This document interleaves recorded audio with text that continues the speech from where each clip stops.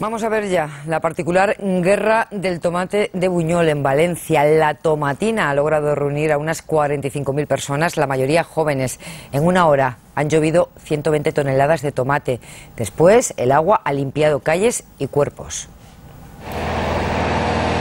El secreto para que todo quede impoluto, empezar a limpiar antes de que se seque. Y no parar de quitar camisetas, apartar las camisetas y el tomate, echarlo a los desagües y ya está. Dicen que el ácido desinfecta y deja todo lustroso, y que también es bueno para la piel, aunque pronto o tarde hay que quitarlo.